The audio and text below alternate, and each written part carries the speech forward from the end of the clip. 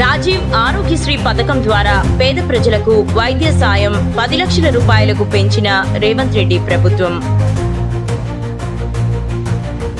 పేదల కోసం ఉన్న పథకం దోపిడీకి మారుతోంది. బాధ్యత వహించాల్సిన అధికారులు ఏం పట్టనట్టు వ్యవహరిస్తున్నారు. పేద రోగుల నుంచి ప్రైవేట్ ఆసుపత్రులు అక్రమంగా అధిక డబ్బులు వసూలు చేస్తున్నాయి.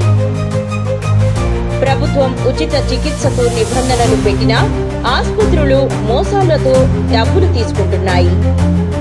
ఆరోగ్యశ్రీ పథకం సహకారంతో బాధితులు శస్త్రచికిత్స చేయించుకున్న డబ్బులు చెల్లించాల్సి వస్తుంది.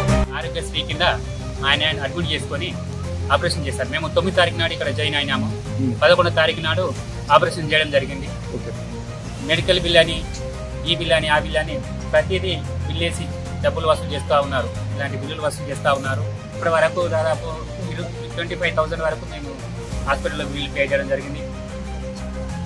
15th నాడు డిశ్చార్జ్ చేసే సమయంలో కూడా వాళ్ళు 30,000 డబ్బులు వసూలు చేయడానికి మమ్మల్ని అడిగారు. 30,000 బిల్ అవుతుంది, మీరు బిల్ పే చేసేయాలండి. మెడికల్ బిల్ అని, ఈ బిల్ అని ప్రతిదీ మాత్రం ఇలా బిల్లులు వేసి పంపిస్తూ ఉన్నారు మమ్మల్ని.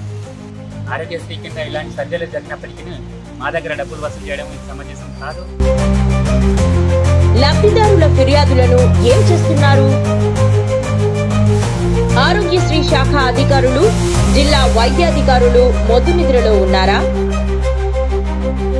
ఫిర్యాదుదారుడి అనుమతి లేకుండానే కేసును ఎలా మూసేస్తారు? ఒకటి తర్వాత ఒకటి ఘటనలు వెలుగులోకి వస్తున్నాయి. ఫిర్యాదు చేసిన బాధితులకు సమాచారమే ఇవ్వకుండా కేసులను అధికారులు మూసివేస్తున్నారు. పర్యవేక్షణ వ్యవస్థ లేకపోవడం వల్ల ఆసుపత్రులకు తెగువ పెరుగుతుందా? తనిఖీలు జరగక అవినీతి పెరుగుతుందా?